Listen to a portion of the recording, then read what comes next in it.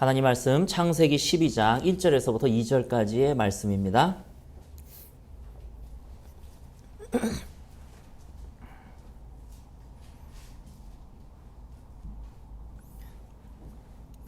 우리 한 목소리로 같이 봉독하겠습니다. 여호와께서 아브라함에게 이르시되 너는 너의 고향과 친척과 아버지의 집을 떠나 내가 내게 보여줄 땅으로 가라. 내가 너로 큰 민족을 이루고 내게 복을 주어 내 이름을 창대하게 하리니 너는 복이 될지라. 아멘. 참 감사한 것은요,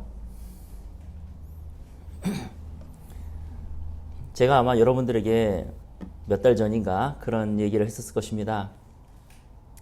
설교자의 고통이라는 걸 하는 것이 있는데, 앞에서 말씀을 증거하려니 내가 그렇게 살아가지도 못하고 있고 내가 주님 앞에서 내가 더 필요한 사람인데 여러분 그렇게 하십시오 라고 얘기하려니 내가 위선자 같아서 참 괴롭습니다.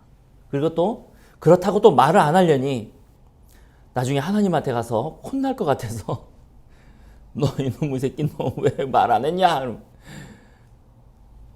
하나님한테 또 혼날 것 같아서 또 말은 하고 이러지도 못하고 저러지도 못하고 사면 초과라고 참 그 마음이 괴롭다고 하는 것을 여러분들에게 말씀을 드린 적이 있어요. 우리 집사람이 오늘 진단을 내리더라고요. 당신은 신경성인 것 같다고, 기침하는 게. 이 멀쩡했다가 토요일날 저녁 때만 되면은 저도 인정을 했어요. 왜냐하면 며칠 전에 아마 우리 성도들은 아실 텐데 제가 학원에서 강의를 하고 있거든요. 근데 갑자기 저는 이제 수학 강사인데 과학 선생님이 교통사고가 나버리는 바람에 입원을 해버린 거예요. 그리고 이제 학원을 교통사고가 좀 크게 났는지 더 이상 강의를 못할 것 같다고 하루아침에 갑자기 연락이 온 거예요. 그러니까 과학하고 가장 가까운 게 국어교사이겠습니까? 영어교사겠습니까? 수학교사겠습니까? 수학밖에 없잖아요. 저한테 전화를 해가지고 오늘 당장 애들을 맡아달라는 거예요. 아니, 과학이 물리학만 있냐고요. 저는 물리를 전공을 했는데 생물학도 있잖아요. 인간의 어떻게 그걸 다 외워요. 인간의 콩팥서부터 시작해가지고 시험 범위가 생물학이더라고. 고민이 되기 시작을 한 겁니다. 뭐 고민할 것도 없어요. 내가 안 하면 할 사람이 없는 거예요. 근데 알다시피 지금 12월이 다 돼 가잖아요. 중간고사가 열흘밖에 안 남았어요. 기말고사가. 아이, 못된 과학 선생님이 기말고사라도 좀 끝나고 교통사고가 나던지. 이제 그날서부터 이제 밤새기 시작하는 겁니다. 애들을, 아니, 내가 배우기 급급한데 애들을 가르치려니 얼마나 또 일단 지금 진도는 다 끝났어요. 다 끝나고 애들이 문제풀이 하면서, 시험 범위 내에 문제풀이 하면서 어려운 문제에 대한 질문을 제가 받는 거예요. 더군다나. 내가 차라리 수업을 진행하면은 마음이 더 편하겠는데 다 알아야 돼. 그 시험 범위를. 다 알고 웬만한 것들은 애들이 아니까 이제 지네들이 공부하다가 모르는 걸 나한테 질문을 하는데 고난도 문제를 질문을 하잖아요. 와, 앞이 캄캄한 겁니다. 이거 어떻게 해야 되나. 우리 학원 원장님은 선생님만 믿겠다는 식이고 거의 누가 할 사람이 없으니까. 또 이것이 애들의 인생에 달려있는 문제잖아요. 얘네들에게 있어서는 지금 기말고사가 자기 삶에 있어서 엄청난 일인데 마음에 부담감이 오는데 사실은 우리 집사람이 알아요. 저 그래도 기침 안 했거든요, 별로. 그럼에도 불구하고 뭐 이렇게 스트레스를 많이 안 받았거든요. 무슨 얘기를 하고 싶냐면요. 하여튼 하나님의 은혜로 지금 가르치고 있습니다만 또 재밌는 거는 이쪽 학교가 있고 이쪽 학교가 있는데 두 개가 시험 범위가 완전히 달라요. 겹치는 게 없어 별로. 책 한 권을 다 해야 되는 거예요. 근데 무슨 얘기를 하고 싶냐면요. 이 설교단에 쓰는 것이 뭐 매주 수요일날마다 또 매주 주일날마다 그냥 어련히 앞에 서는 것 같지만 사실 그게 아니에요. 차라리 저 과학 가르치는 게 마음이 더 편해요. 과학 가르치는 게 차라리 내가 공부하지도 않았던 과목을 가르쳐 보는 것이 그만큼 이 앞에서 설교하는 것이 떨리는 일입니다. 주님 앞에 또 설 거를 생각해야 되고 또 성도들에게 헛소리하면 안 되잖아요. 성도들을 조정하기 위해서 비성경적인 얘기를 해가면서 이래라 저래라 그것도 아니죠. 저의 목회의 목적을 어떻게 하면 성도들이 구원받을 수 있을까? 어떻게 하면 우리 성도들이 하나님 앞에 잘했다 충성된 종아 그런 얘기를 듣게 할 수 있을까? 그래서 거기에 해당되는 얘기를 말씀을 준비하고 하는 것인데 제가 앞에 서면서 이렇게 긴장을 하면서 또 마음이 떨리면서 여러분들에게 말씀을 증거하는 만큼 여러분께서도 떨리는 마음으로 또 의련히 오늘도 그냥 드리는 예배 이것이 아니고 설교자가 저런 마음으로 쓰는구나. 그럼 나도 잘 들어야 되겠다라는 마음으로 여러분 같이 들어서 이 좁은 길을 끝까지 잘 걸어가시는 저와 여러분 되시기를 축원합니다. 오늘 말씀의 제목이요. 제가 말씀을 어떻게 제목을 정할까 하다가 이렇게 정했어요. 예정론의 맹점. 그리고 물음표를 붙여놨습니다. 자, 이 얘기는 긍정도 아니고 부정도 아니에요. 근데 우리 성도들은 알아요. 예정론의 맹점? 갑자기 왜 또 봉창 두드리는 얘기를 하시려고 하는 건가? 사실은 오늘 원제가 하나님의 주권입니다. 하나님의 주권이라고 제목을 줬다가 제가 바꿨어요. 썸네일을 바꿨어요. 예정론의 맹점. 왜냐하면 오늘 내용이 조금 중요한 내용인데 오늘 내용을 꼭 졸지 마시고 꼭 들으시기를 바랍니다. 중요한 내용인데 언제든지 찾아서 들으라고. 예정론의 맹점 그러면 그게 참 그의 내용이었구나. 여러분들이 클릭해서 좀 언제든지 들을 수 있는. 그래서 오늘 내용은 한 번 듣지 마시고 좀 여러 번 이렇게 들으시기를 바라겠습니다. 원죄는 하나님의 주권이에요. 조금 평신도들에게는 어려울 수 있지만 이 세상에 가장 대표적인 신학의 두 줄기가 있는데 그것은 하나는 예정론이고 하나는 알미니안주의입니다. 예정론 알미니안주의는 여러분이 반드시 알고 계셔야 돼요. 평신도라 할지라도 이거는 가장 대표적인 거기 때문에 이거를 모르면은 무식한 성도 저걸 모르고 어떻게 교회를 다니지? 할 정도로 무시당할 수 있는 내용입니다. 예정론은 뭐냐면요. 그 사람이 구원받을 사람이라는 것이 이미 태초 전부터 예정이 되었다는 얘기입니다. 그래서 또 성경에는 수많은 예정론을 뒷받침하는 것이 많습니다. 선택했다. 태초부터 계획이 있었다. 이건 다 예정론이에요. 아주 먼 옛날 하늘에서는 당신을 향한 계획이 있었죠. 이건 예정론이잖아요. 그렇죠? 그리고 하나님이 너를 선택했다. 이것도 예정론이에요. 우리가 지금 막 섞어서 쓰지만 들어보면 그렇죠. 사형리의 제1 원리도 뭐냐면 하나님은 당신을 향한 놀라운 계획을 가지고 계십니다. 예정론이라고요. 알미니아는 뭐냐면은 내가 선택한다는 거예요. 모든 것은 다 내가 선택함으로써 이루어진다는 것입니다. 근데 사람들은 개념 없이 어떤 때는 아주 먼 옛날 부르다가 어떤 때는 아니라는 것도 예정론이 아니라 내가 선택해야지. 사형리 들고 다니면서 하나님은 당신을 향한 놀라운 계획을 갖고 계십니다. 이러면서 끝에 보면은 영접하라는 거예요. 엉망이에요, 엉망. 소위 말해서 엉망진창으로 섞여 있습니다.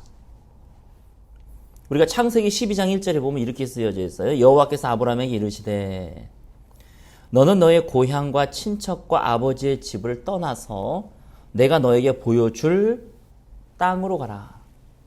내가 너로 큰 민족을 이루고 너에게 복을 주어서 너의 이름을 창대하게 이르니 너는 복이 될지라. 여러분 이건 예정입니까? 알미니안입니까? 예정입니다. 수많은 성경에서는요.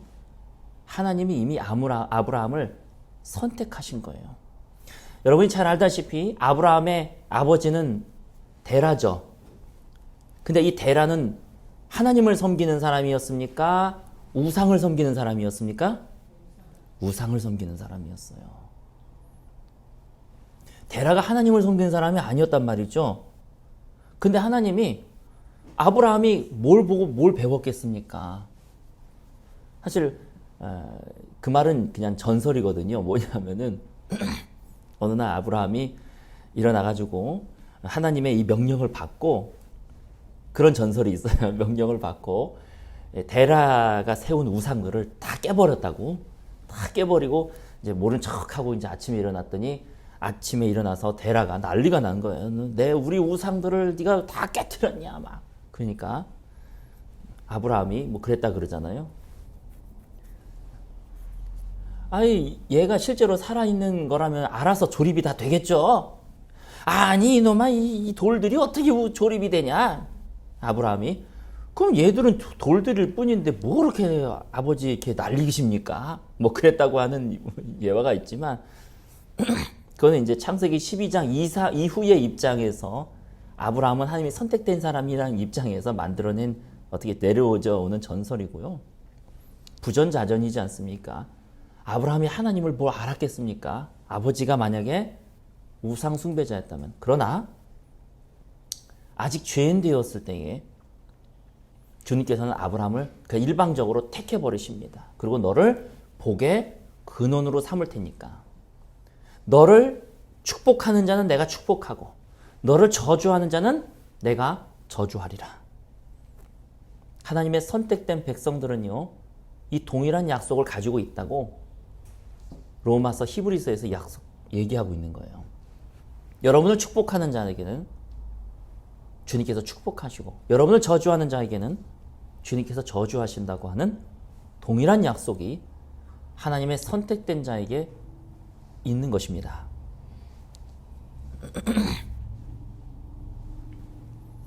근데 문제는 이거예요. 예정론의 맹점이 뭐냐면은, 예정된 것이 맞다면 그럼 우리는 뭘 해야 되냐는 거예요. 어차피 그러면 나는 구원받기로 예정돼 있으니까 아무것도 안 해도 되겠네? 여기서부터 하이퍼 칼비니즘이 나오게 되죠. 이 사람들은 전도도 안 해요. 어차피 하나님이 구원할 백성들은 다 정해져 있고 알아서 주님께서 다 구원하실 거예요. 그리고 뭐 노력도 없어요. 이거는 바로 예정론의 맹점입니다. 이렇게 표현을 하죠. 만약에 하나님이 그 사람을, 이 문장을 잘 들으십시오. 만약에 하나님이 그 사람을 구원하시기로 예정하셨다면은 그 사람은 자신의 의지로 하나님을 찾게 돼요. 자, 이 말씀 되게 중요한 말씀입니다. 오늘 말씀 핵심이에요. 의지라는 말이 나왔어요. 의지, 자유의지. 정말로 하나님이 그 사람을 구원하시기로 예정하셨다면 그 사람은 자신의 자유의지로 하나님을 찾게 돼요. 그러니까 그 사람이 만약에 자기 의지로 하나님을 찾지 않는다면, 거꾸로 찾지 않는다면, 아, 저 사람은 하나님이 선택하지 않을 수 있겠구나 라고 안다는 것입니다. 좀 더 깊게, 좀 다른 각도로 들어가겠습니다. 어떤 사람은 이렇게 얘기해요. 아, 그러면 내가 성경을 읽고 말씀을 듣고 예배를 드릴 수 있는 하나님께서 마음을 주시겠구나. 그래서 그 마음을 가지고 내 의지로 내가 즐겁게 말씀을 선택하고 즐겁게 예배를 선택하겠구나. 이렇게 생각한다는 거죠. 근데 다시 말해서 다시 설명할게요. 왜냐면 이 말씀 되게 중요하기 때문에 다시 설명할게요. 아, 그러니까 내가 말씀을 선택하고 내가 예배를 선택하고 기도를 선택하고 그렇게 해서 행하는 것은 하나님께서 이미 내 안에 마음을 주셔야 내가 그렇게 행할 수 있겠구나. 아, 그럼 마음을 주신다는 얘기구나. 이렇게 알아듣는다는 거예요. 근데 그게 아니라는 겁니다. 자, 인간의 몸은, 인간의 혼은요, 지식, 감정, 의지, 지정의라 그러잖아요. 지식, 감정, 의지가 있고요. 이 세 개는 다 독립적입니다. 다 독립적이에요. 그래서 지식으로, 머리로 이해가 된다고 해서 내가 행동으로 나오지 않아요. 또 어떤 경우는요, 내가 감정이 없어도 해야 되는 경우도 있어요. 의지적으로. 예를 들어 보겠습니다. 여러분은 돈을 벌기 위해서 직장을 나갑니다. 오늘 일하기 싫어 죽겠어요.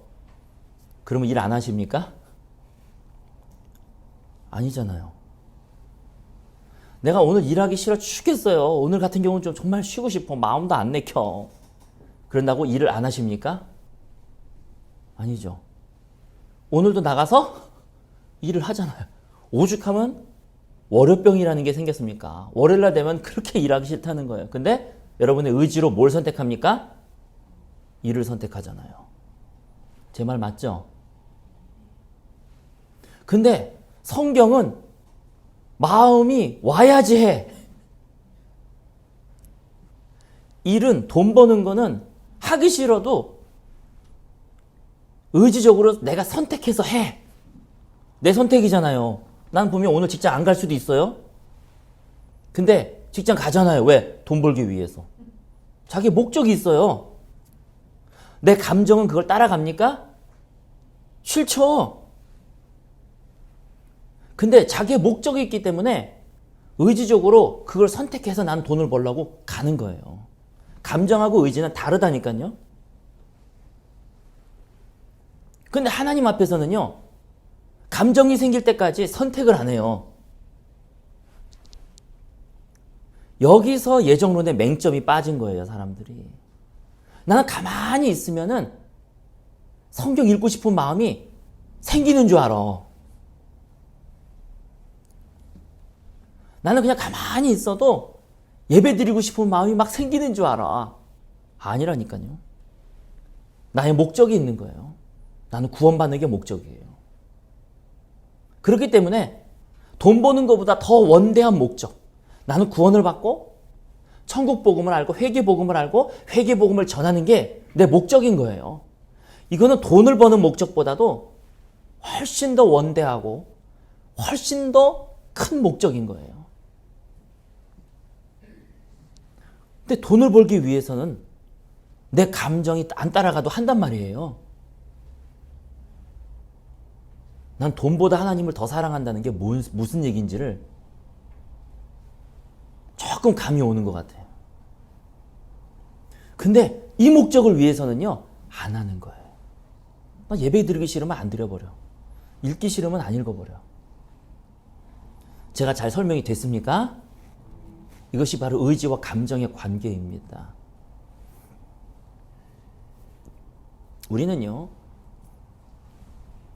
예정론이라 그래가지고, 하나님이 어차피 날 구원하실 거니까, 하나님이 뭐 감정도 주시고, 지식도 주시고, 알아서 하시겠지. 알아서 하시겠지. 이게 아니라는 거예요.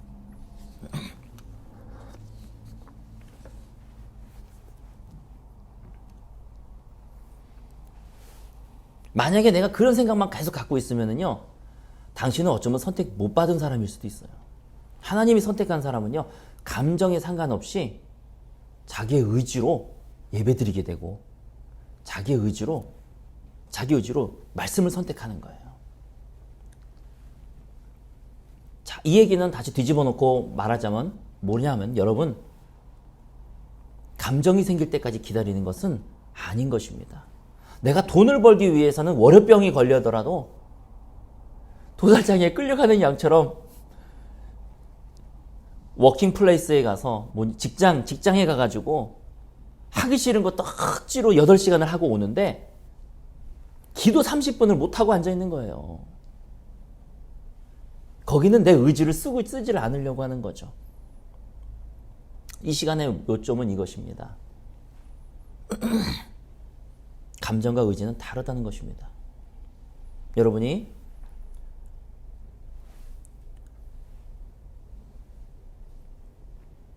돈을 사랑하는 마음이 아니라 하나님을 사랑하는 마음이 있다면 여러분 의지적으로 펼치는 겁니다. 펼쳐서 말씀을 읽고 직장에서 열심히 일하는 그 열정으로 또 말씀도 열심히 읽고 예배도 열심히 드리는 것입니다. 그러니까 왜 눈이 안 열렸다라고 얘기하냐면요. 돈은요, 실제적으로 나에게 다가오는 거예요. 돈은. 내가 당장 돈을 안 벌면은 먹고 살 게 없거든요. 이게 나에게 하나님보다는 아직 돈이 나에게 더 실체인 거예요.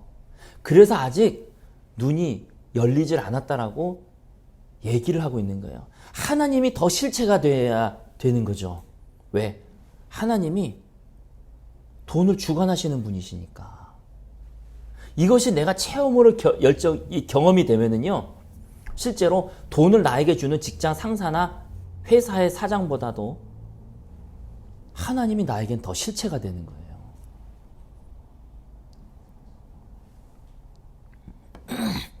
그 다음에 그 정도가 돼야 구원을 논할 수가 있는 것입니다. 자, 이 시간에는 예정론과 내 자유의지와의 관계를 여러분께 말씀을 드렸습니다. 그래서 우리는요,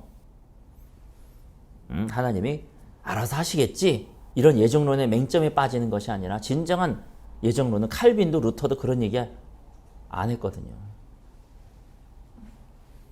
얼마나 칼빈이 열심히 스위스를 개혁하려고 그렇게 열심히 일했습니까?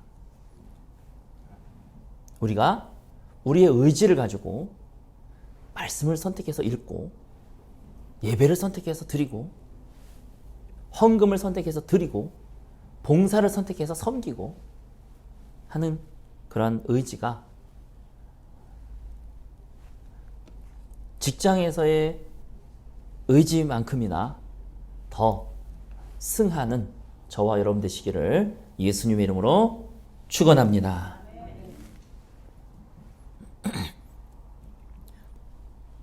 오늘 말씀은 두 가지인데 두 번째가 하나님의 주권인데요. 우리가 보통 하나님의 주권에서도 이 파트도 여러분 되게 중요하니까 잘 들으시기 바랍니다. 하나님의 주권 그러면요, 자기 자아가 소멸되는 거라고 많이 생각합니다. 그러나 제가 더 이 부분을 더 연구해 봐야 되겠지만 주님이 저에게 주신 감동이 있어요. 자아가 죽는 것, 자아가 소멸되는 것 맞습니다만 여기서 말하는 그 자아는 뭐냐 하면은요, 육신을 쫓기를 원하는 옛 자아를 얘기하는 것입니다. 아담으로부터 물려받은 죄를 사랑하고 쾌락을 사랑하고 내 육신이 원하는 것을 사랑하는 그 옛 자아를 십자가에 못 박고 소멸되는 것, 이것이 자아가 죽는다는 의미입니다.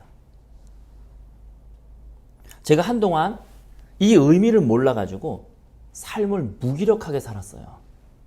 그러니까 나는 아예 내가 없어져야 되는 줄 알았어요. 내 생각도 없어지고 내 감정도 없어지고 내 마음도 없어지고 아예 내가 없어지고 영으로 행하는 사람, 혼이라고 하는 것은 있을 별로 이렇게 없고 영으로만, 내 혼이 죽어야 영이 되고 이런 생각 속에 살았다는 거죠. 틀린 말은 아니지만요, 조금 더 개념을 우리가 명확하게 할 필요가 있기 때문에. 그래서 오늘은 첫 번째 말씀이나 두 번째 말씀이나 아는 사람은 알아. 이게 얼마나 중요한 말씀인지를. 자아가 죽는다는 것, 내 자아를 십자가에 못 박는다는 것은요, 바로 아담의 본성으로부터 나온 내 옛 자아를 십자가에 못 박는다는 것입니다. 그것은 육신의 자아입니다. 죄를 좋아하는 자아를 얘기하는 것이죠. 그러나 하나님의 주권은요, 역동적입니다. 열정과 역동적으로 그것이 바로 하나님의 주권이라는 것입니다. 창세기 12장 1절에 여호와께서 아브라함에게 이르시되 너는 너의 고향과 친척과 아버지의 집을 떠나 내가 내게 보여줄 땅으로 가라. 이 시대에는요, 지도도 없습니다.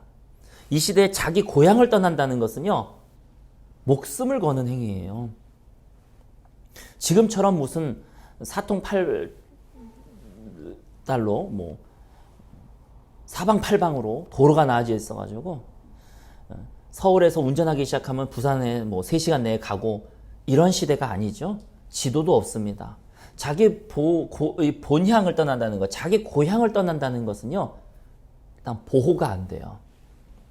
그리고 사람들 사는 곳에 들어가도요, 껴주질 않습니다. 이때 자기 집을 떠난다고 하는 것은 죽음과도 같은 것입니다. 이렇게 교통이 발달이 돼도요, 여러분 대전에 아는 사람이 한 사람도 없는데 대전에 가서 혼자 알아서 살아라, 깜깜하죠. 근데 이때와 같이 길 가다가 사자한테 잡힐 수도 있고요, 정갈에게 쏠 수도 있고, 더군다나 주님께서 보여준 땅도 아니고 보여줄 땅으로 가라는 얘기는요, 요새 말로 환장하는 겁니다. 아브라함은 하나는 죽여야 했고 하나는 살려야 했어요.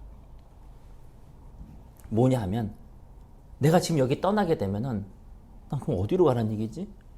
우리 아버지가 여기 지역 유지고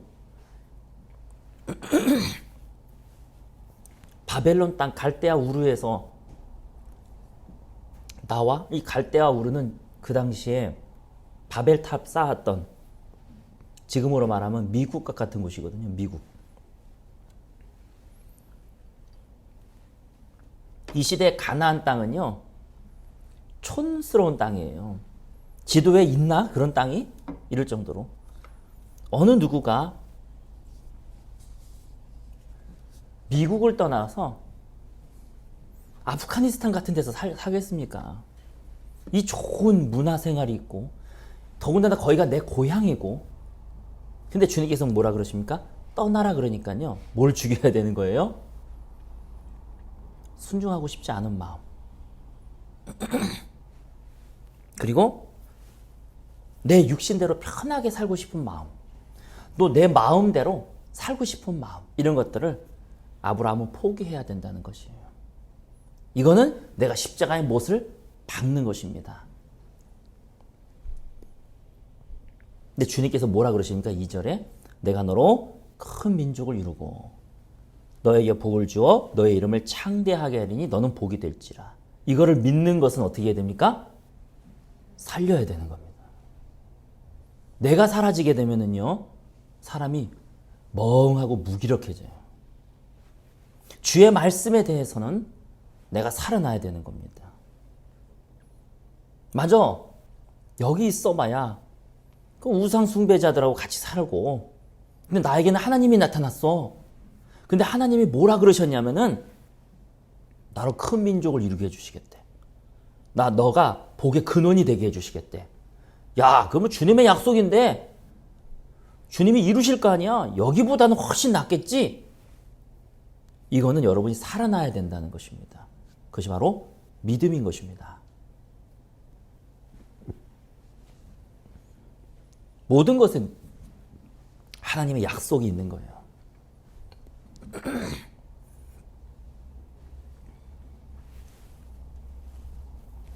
하나님이 요셉에게 꿈을 보여주셨습니다.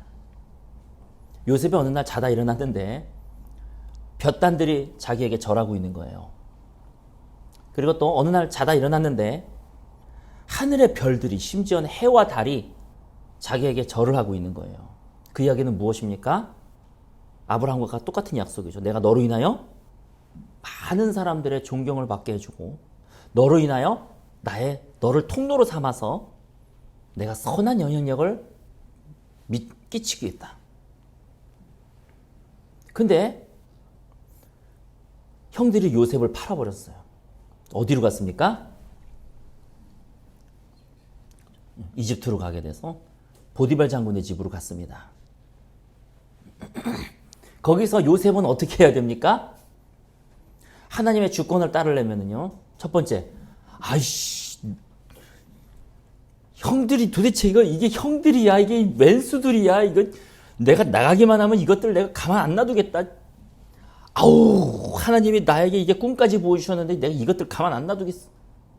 만약에 그랬다면은 역사가 안 이루어지는 거죠. 그렇다고 요셉이 그래, 나는 이렇게 뭐 이유는 모르겠지만 이렇게 대우를 받아도 싸. 나 같은 건 여기서 없어져야 돼. 그래, 하나님이 나를 버리셨어. 나 같은 거는 소멸돼야 돼. 그랬다면은 역사가 일어났겠습니까? 아니라는 겁니다. 성경 어디에도 요셉은 무기력하였더라, 자기가 죽기를 바라였더라, 이런 말이 없습니다. 그때 내가 주님께 대한 원망, 내가 이유는 모르겠지만 근데 내가 알고 있는 것은 하나님의 주권인 거예요. 하나님이 나를 택해가지고 나를 통해서 선한 영향력을 끼치시겠다라고 하는 하나님의 그 선택의 주권인 것이죠.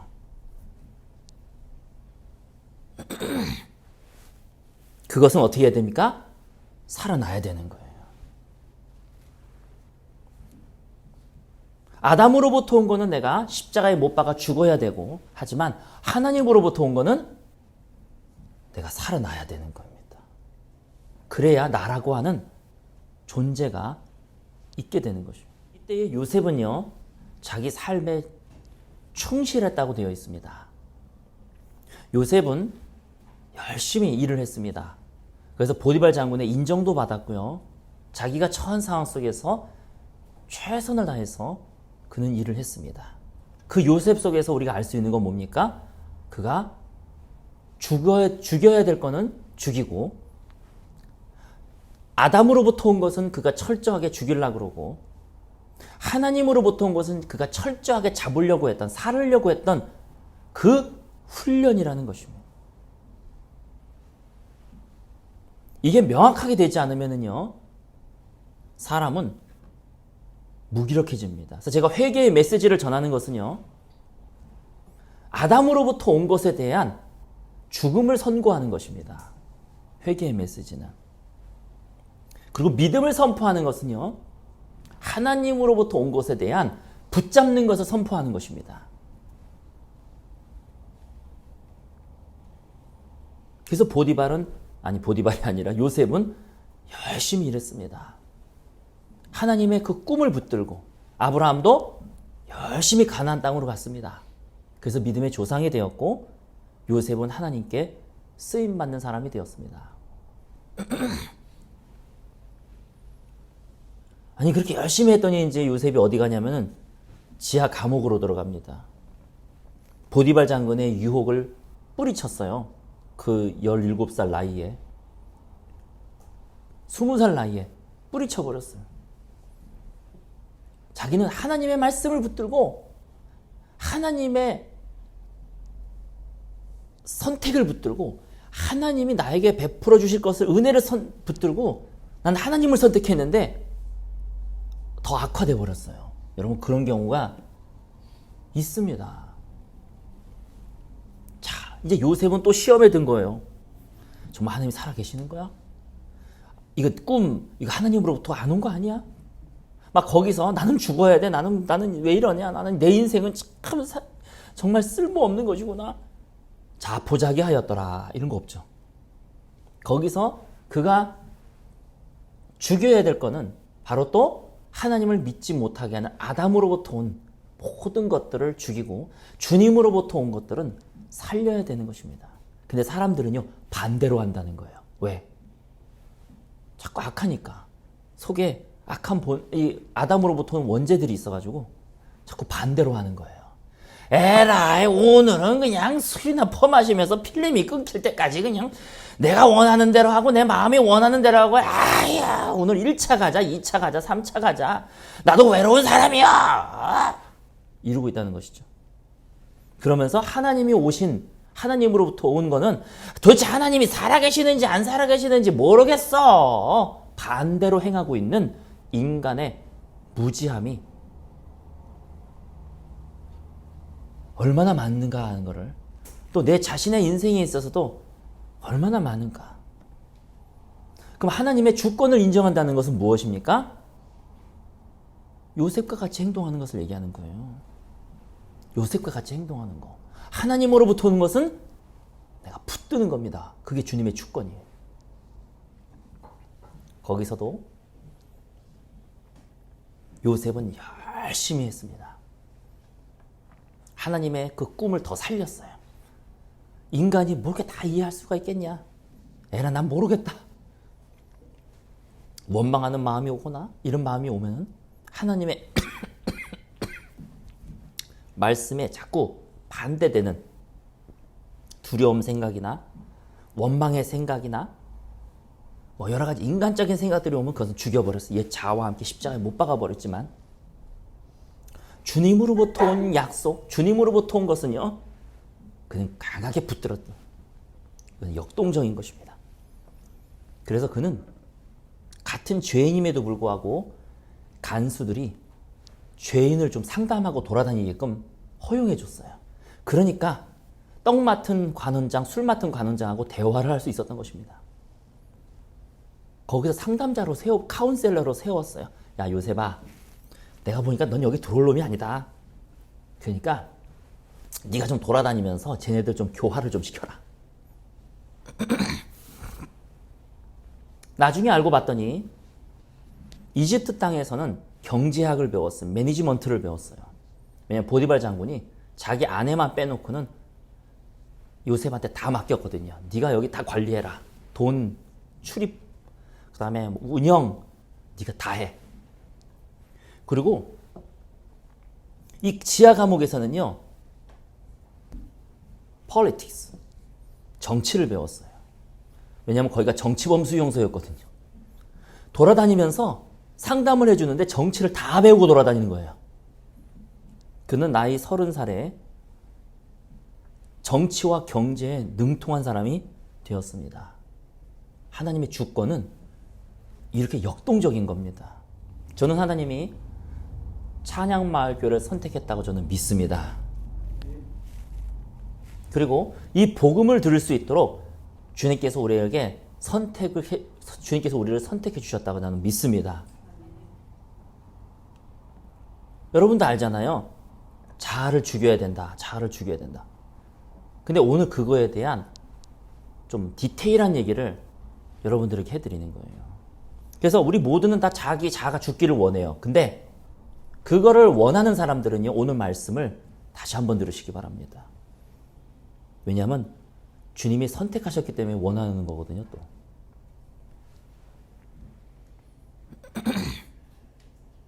그러면 내가 하나님의 주권을 내가 인정하면서 내가 무엇은 십자가에 못 박아야 되고 무엇은 내가 붙들고 나아가서 해야 되는지. 그래서 찬송가에 보면은요, 나 주를 멀리 떠났다 이제 옵니다. 세상에서 방황할 때 나는 주님을 몰랐네. 양떼를 떠나서 이런 찬양들이 있는가 하면 십자가 군기 하늘 높이 저들고 이런 찬양도 있다는 거예요. 아담으로부터 온 것은 십자가에 못 박고 죽는 것입니다. 그러나 하나님으로부터 온 것은 역동적으로 내가 내 의지적으로 내가 이것을 붙들고 나아가는 것입니다. 오늘 말씀을 마무리 짓겠습니다. 오늘 말씀을 통해서 여러분 예정론에 대해서 또 감정과 의지에 대해서 하나님의 주권, 이것은 얼마나 역동적인가, 열정과 역동이 들어져 있는가, 무엇을 죽여야 되고 무엇을 살려야 되는가에 대한 오늘 얘기를 들었습니다. 이 말씀 아주 중요한 말씀이고 이것이 어떻게 보면은 뼈대가 되는 말씀이기 때문에 오늘 말씀을 몇 번씩 더 듣고 가슴판에 계속 새기심으로써 주님의 주권 아래에 주님의 뜻을 이루는 저와 여러분 되시기를 예수님의 이름으로 축원합니다. 같이 기도하겠습니다. 하나님 아버지, 오늘 말씀을 통해서 우리에게 깨달음을 주심을 감사합니다. 아버지 하나님, 이 귀한 말씀 우리가 꼭 붙들고 우리가 철저하게 아담으로부터 온 옛 자아들은 우리가 죽게 하시고 주님으로부터 온 것들은 우리가 역동적으로 붙들고 순종하며 액티브하게 나아갈 수 있는 우리 귀한 저와 우리 성도들 되게 하여 주시옵소서. 그래서 이 마지막 시대에 주님께서 우리를 통해서 회개의 복음이 온 세상에 전파되리니 그제야 끝이 오리라고 하는 말씀이 찬양마을교회를 통해서 이루어지게 하여 주시옵소서. 감사와 찬양을 드리오며 또 서울 모임을 주님 앞에 의탁하오니 오가는 과정과 또 서울 모임에 모이는 과정 속에서 주님께서 역사하여 주시옵소서. 예수님의 이름으로 감사히 기도드리옵나이다. 아멘.